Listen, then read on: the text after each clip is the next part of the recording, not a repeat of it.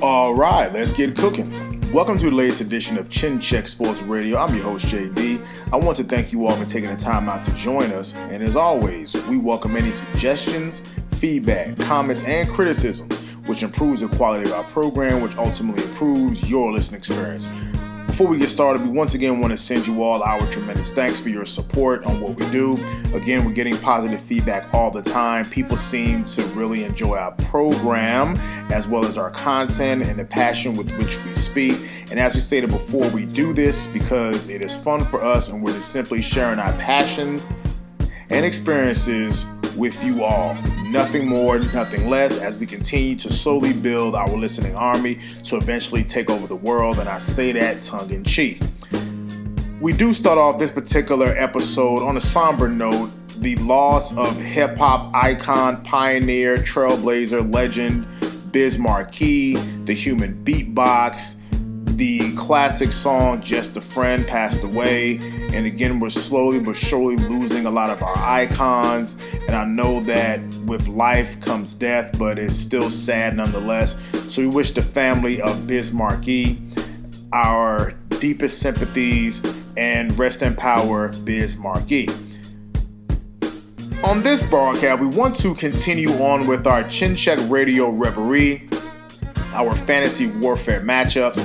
And we really enjoy doing these. It's a welcome break from other issues in sports that we do want to talk about, but this is kind of fun for us. If you have been listening to the program for the last 2 years, you know that we are huge boxing fans, and as we stated before, we do these episodes to continue these guys' legacy, these warriors, to keep their name ongoing, because once they get through entertaining us and giving us wonderful memories, they tend to fade into obscurity and they're never heard from again. So just to play our part in keeping their names alive and showing respect and reverence to these fighters who gave me plenty of classic moments. So we want to do another fantasy matchup that could have happened in the late 90s or really the early 2000s in the welterweight division between one Ike Bazooka Quartey and Sugar Shane Mosley.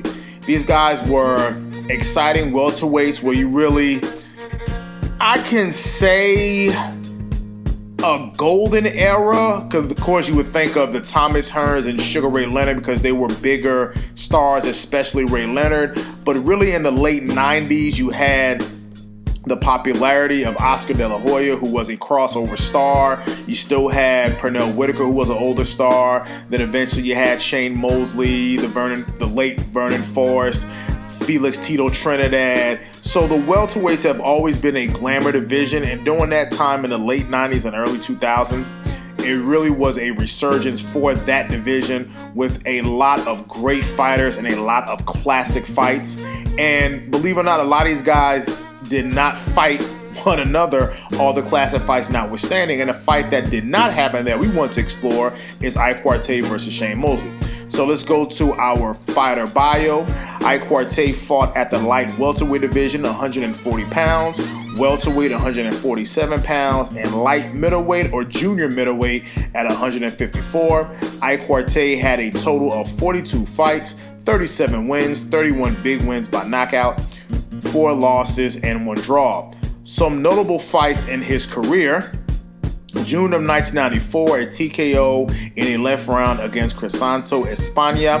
I remember España from once beating a faded Meldrick Taylor back in 1992, the same Meldrick Taylor who had probably the greatest victory of his career in hand and was robbed by Richard Steele against one Julio Cesar Chavez. In April of 1996, he had a TKO victory against Vince Phillips in the 3rd round, and majority decision of, at that time, top contender Obakar, majority decision in the 12th round. A draw, a really controversial draw in October of 1997 against Jose Luis Lopez, and Ike Quartey was the WBA welterweight champion, winning that title in the España fight. Now, the big fight that really put Ike Quartey on the map, that was a classic fight, and I know Julio, if you're listening, we definitely watched that fight together along with Pops, and may he rest in peace. and a classic fight against Oscar De La Hoya, which he lost by split decision in the 12th round. Now, if you listen to my broadcast on Oscar De La Hoya, we don't think he won that fight. I believe he lost that fight. De La Hoya was the bigger star. Now, it's not the worst decision that I've ever seen. Again, I don't think De La Hoya won that fight, but I understand why he won that fight. And it was a classic battle. You had De La Hoya with all of his gifts and speed.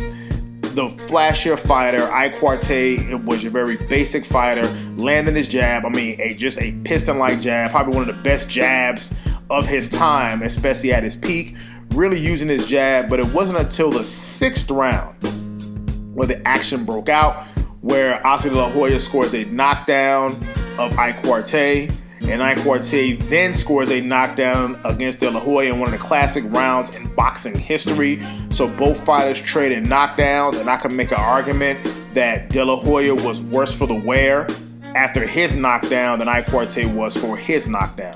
So just something interesting on that note.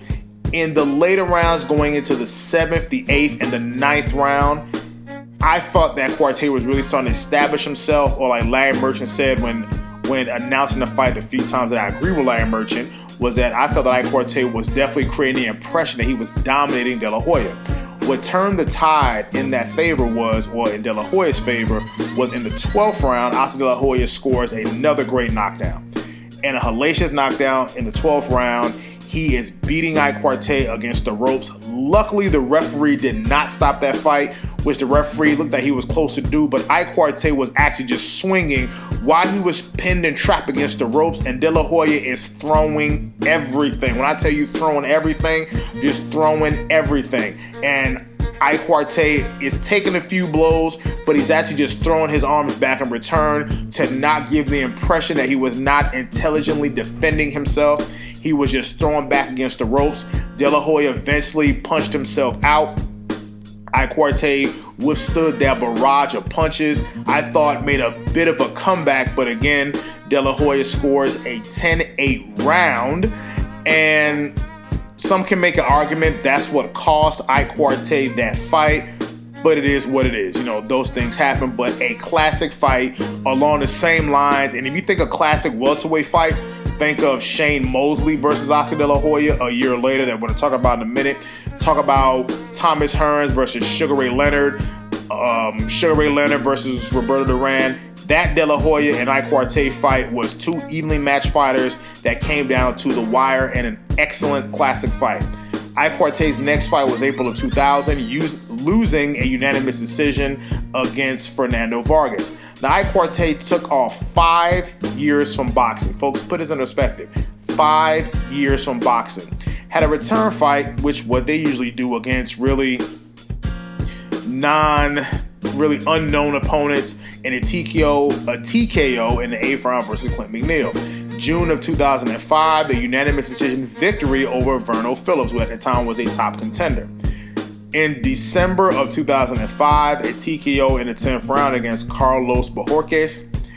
In August of 2006, a unanimous decision loss against the late Vernon Forrest. Now, anybody watching that fight will tell you that Ike Quartey won that fight against the late Vernon Forrest. And it was a flat-out robbery. After that fight, you heard the crowd booing. My little brother Wes, if you're listening, I remember you called me that night. And again, this is 14, almost 15 years ago.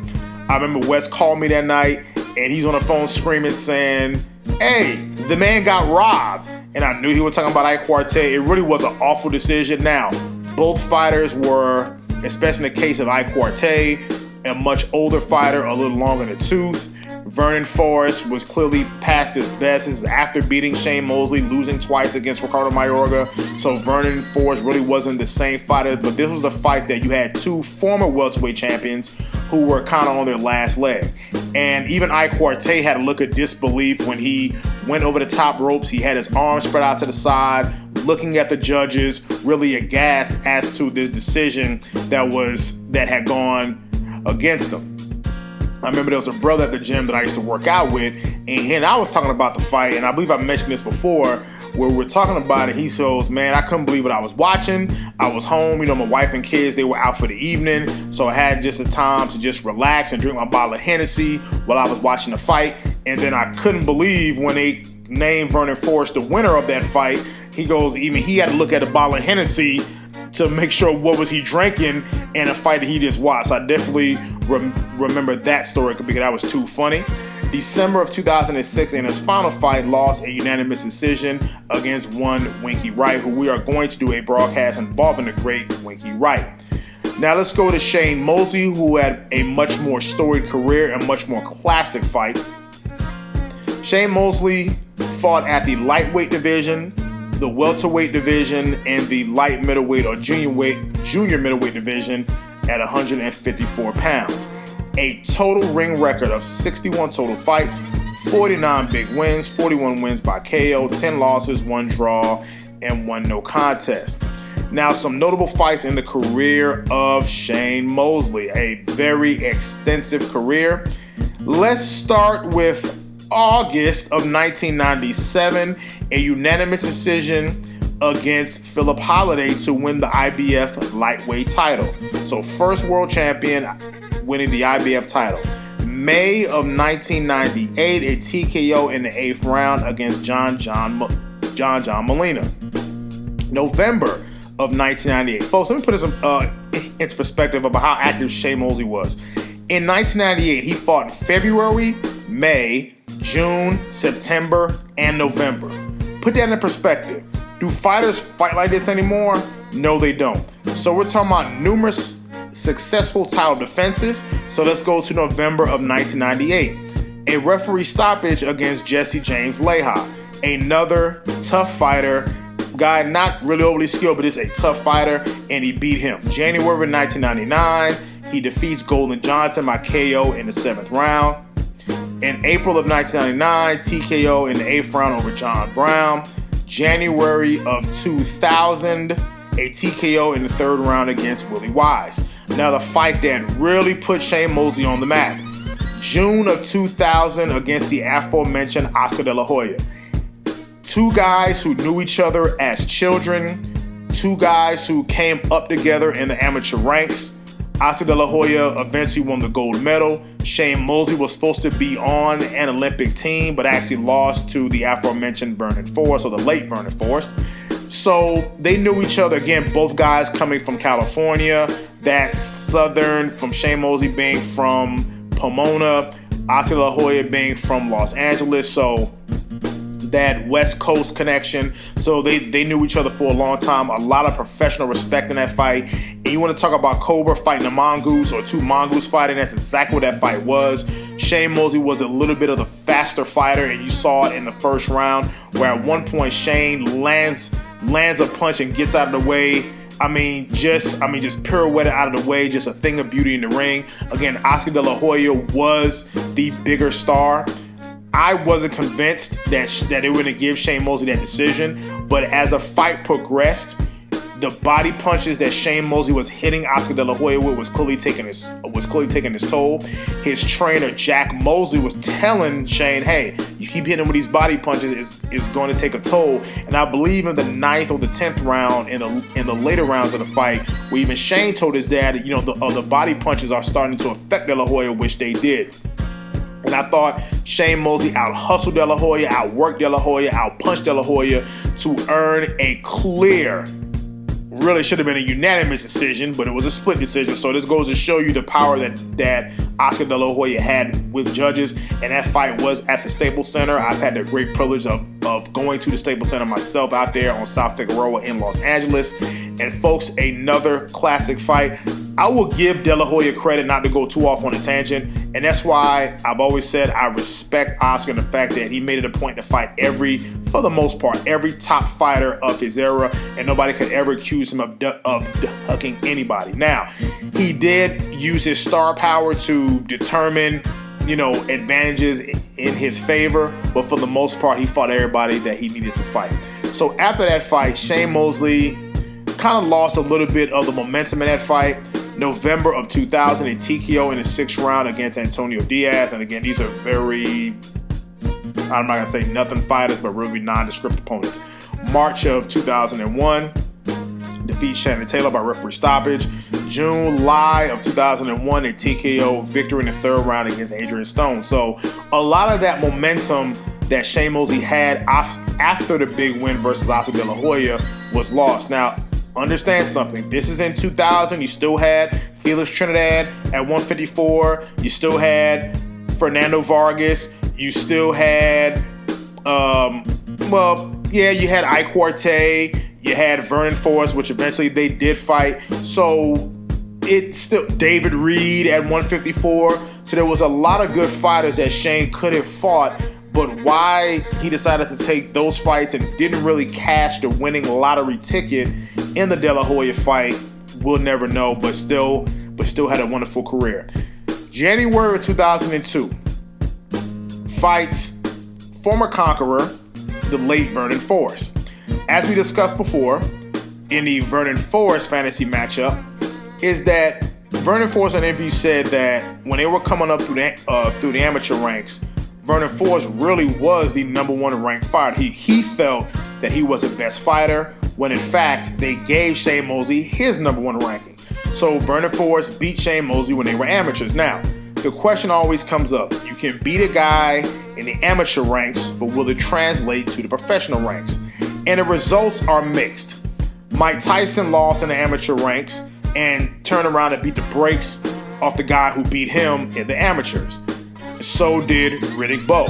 So a lot of fighters who lose or who get beaten in the amateur ranks, they turn around and they beat the guy as professional, because even though, yes, it's boxing, but it's 2 different styles. Makes sense? So the Cubans, they're known for their great amateur boxing program, but how many great Cuban fighters do we have in the professional ranks? Same thing with the Russians. Great amateur boxing program, but how well do most Russians do in the professional ranks? Not many.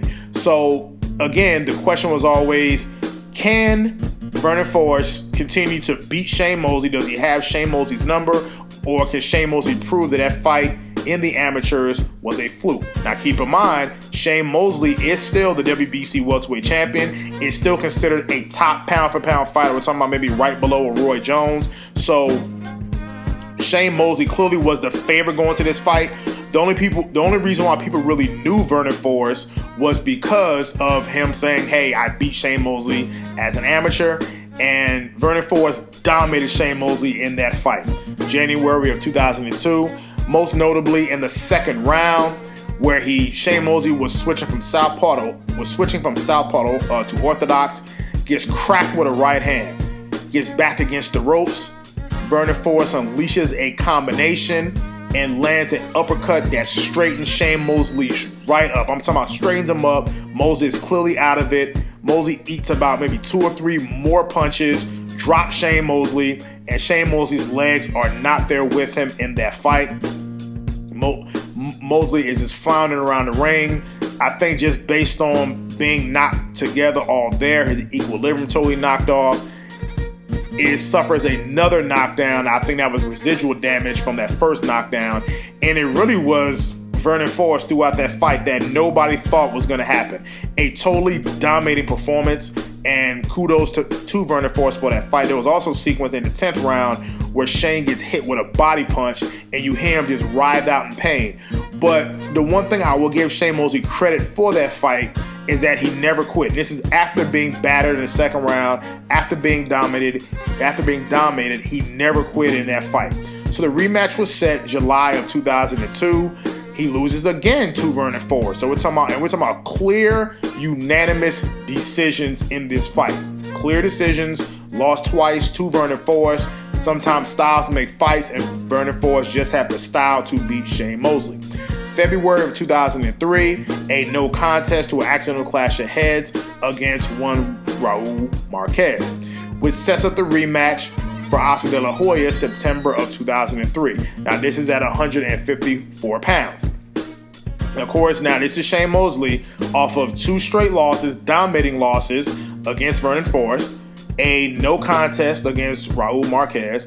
At that time, De La Hoya has his great victory over Fernando Vargas, and really clearly, it was clear that Oscar De La Hoya won this fight. Now, the nod was given to Shane Mosley by unanimous decision, and all my boys that's listening to this fight, we were watching it there that night, to the Ralphs and the Felixes and the Julios and the Adams. We were there watching that fight that night, and I'll never forget my reaction when they announced Shane Mosley as the champion. I believe it went, and the entire living room went quiet, and I kind of sat on my seat and I said, what? And then just a look of shock just came across everybody's face, where if you really look at Shane Mosley's reaction, he was shocked that he won that fight. So clearly a bad decision. You can make an argument with one of the worst in history, but it is what it is. But definitely a bad decision, but nonetheless a victory for Shane Mosley, who has 2 victories over Oscar De La Hoya. Go figure. March of 2004, loses in his next fight, loses a unanimous decision against one Winky Wright. Really the fight that really put Winky on the map. Again, Winky was a very avoided fighter. And again, we're definitely going to do a program talking about Winky Wright. And clearly a clear unanimous decision loss, dominates Winky Wright. So it was what it was. Now, there was a series of events that ultimately benefited Winky Wright, because it's really, at that time, was supposed to be Ricardo Mayorga in these fights, but then Corey Spinks beat Ricardo Mayorga in Atlantic City, and I had the privilege of being there. So it was a chain of events that actually ultimately benefited Winky Wright to get that fight versus Shane Mosley. November of 2004, a majority decision loss to Winky Wright. So again, 2 straight losses against Winky Wright. Now, in that second fight, for some reason, Winky Wright, who has always been a defensive fighter, a defense-first fighter, inexplicably puts his hands down. Shane Mosley does what he's supposed to do, cracks Winky Wright, almost knocks him out, but then Wright recovers to eventually win that fight. Not the smartest thing to do by one Winky. April of 2005, a unanimous decision victory against David Estrada. In February of 2006, a TKO in the 10th round against one Fernando Vargas, who the fight, even though it was a TKO, Vargas had some grotesque swelling on the side of his face. So, of course, that was something that Vargas was able to hold on to by stating, hey, listen, I was headbutted. It wasn't from a punch. So that's why they stopped the fight. If you go back and watch it, it really was very grotesque. Shane Mosley was winning that fight, but obviously, and that's why they scored it a TKO. July of 2006, an absolutely wipe out of Fernando Vargas. We're talking about a left hook that drops him, a perfect left hook. February of 2007, a unanimous decision victory against Luis Collazo. November of 2007, a unanimous decision loss, and actually a very exciting fight against one Miguel Cotto. And I remember I was at a sports bar watching that fight, and of course you had people from different cities and a couple of guys who were New Yorkers and a couple of Puerto Ricans was there. And of course, we're just having fun, trash talking back and forth. And one guy came up to me and said, hey, bro, of course he wouldn't say it in front of his friends, but he was like, hey, I think Shane Mosley actually won this fight. So whatever you think who won that fight, but it was a great fight nonetheless. At the time, Cotto was still was really starting to fight a lot of established guys in the welterweight division. Great fight, great fight, great fight. September of 2008, a TKO in the 12th round against Nicaraguan slugger Ricardo Mayorga. Pretty much drops Mayorga with a second to go in the last round. His floors Mayorga. Clearly he was winning that fight, knocks Mayorga out. January of 2009. Now, Oscar De La Hoya was his greatest victory. Antonio Margarito was his most dominant victory of another top-class fighter. So let me say this again. In 2000, the Oscar De La Hoya victory was Shane Mosley's greatest victory. This fight against Antonio Margarito was his most dominating victory. Now, I mentioned this on my tribute to the late trainer, Brother Nazim Richardson.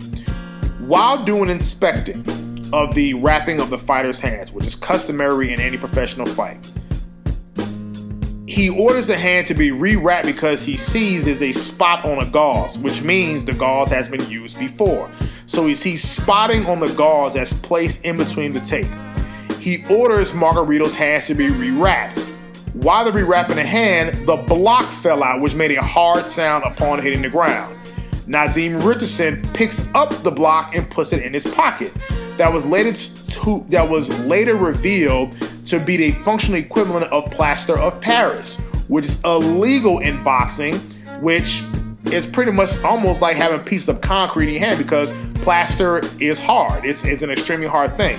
Most old school houses were made of plaster. Now they use sheetrock and drywall. But plaster, if you ever felt plaster, it is extremely hard. So now the question came up, well, if the gauze is spotted, that means it was used before.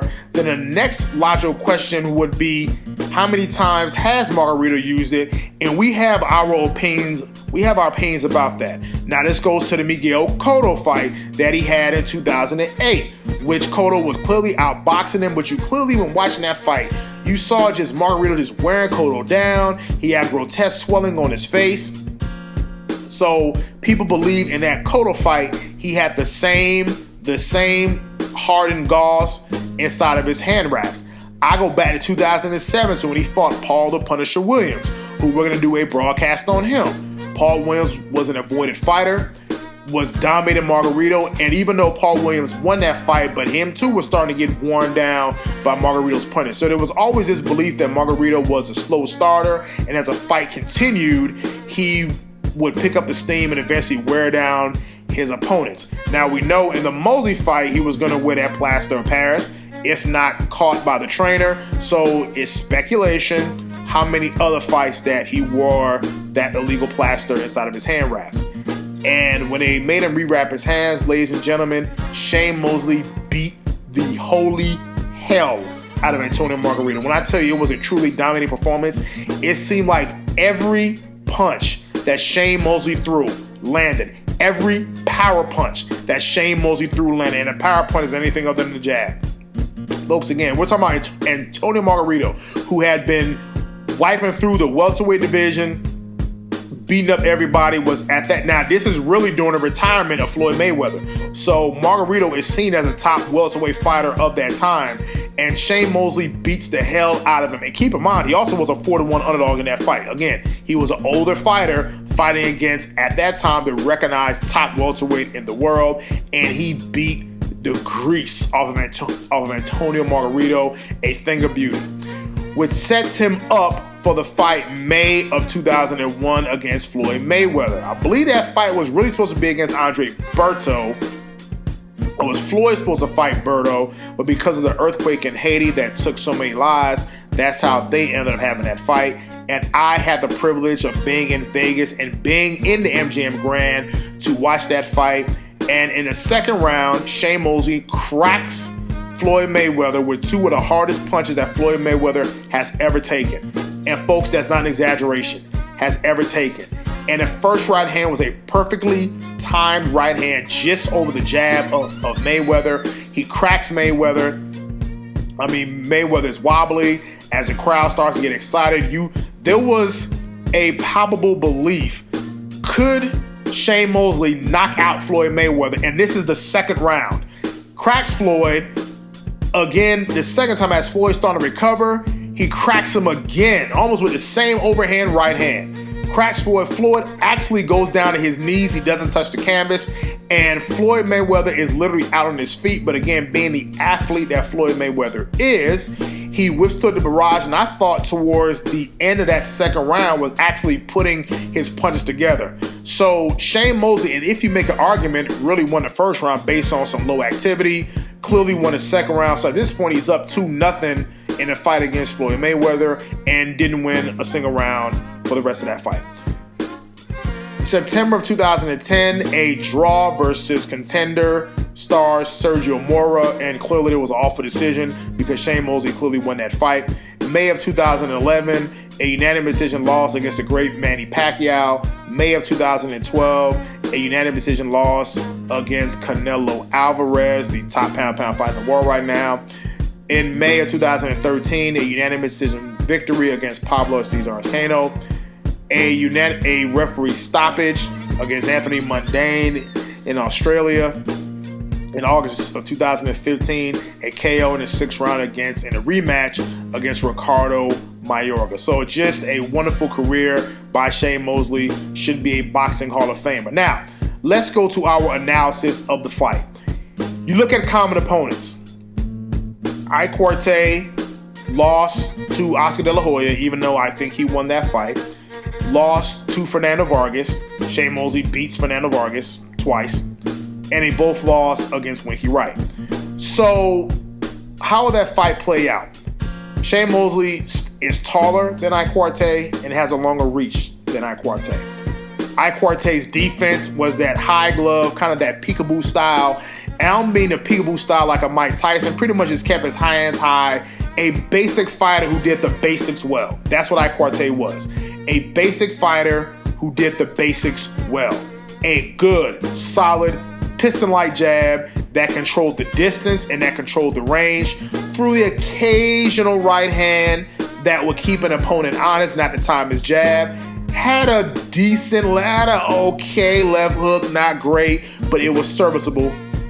Again, always came in excellent condition and as basic as can be. Shane Mosley, on the other hand, was better offensively. I think was a faster fighter, has more punching power. Now, Shane really didn't utilize his jab a whole lot, which I never understood why he didn't, but that really wasn't his style. He can throw a jab, but you don't think of Shane Mosley and the jab how you think of a Lennox Lewis and the jab, you think of a Larry Holmes and the jab, you think of an Ike Quartey and the jab. You don't put Shane, even though he had a jab, but you don't think of Shane Mosley, and the first thing that comes to mind is jab. Definitely had an excellent overhand right. He threw a lot of power punches, and that's why I think would make the difference in that fight. I think Quartey would win his rounds, especially in the beginning of the fight, as it's easy to establish a jab early to control the pace and distance. But I think Shane's variety of offense and footwork and speed, and we're talking about thinking this fight is taking place anywhere between 1999 and let's say 2002, if they were to fight then, because that could have been a time that they would have fought or they could have fought. So we're talking about really at their best. Chin Check Radio is going to pick Shane Mosley to defeat Ike Quartey in a fantasy matchup by unanimous decision due to a better offensive arsenal. Again, Ike Quartey, basic puncher, good solid jab, good solid defense, does a lot of the basics well, but Shane Mosley had more intangibles. Again, faster hands, a little bit more punching power, threw a lot of good power punches, could jab if he needed to, but threw a lot of hooks, very strong on the inside. So we at Chin Check Radio, we picked Shane Mosley to defeat Ike Quartey in a Chin Check Radio fantasy matchup. And until the next time, it's Chin Check Radio signing out.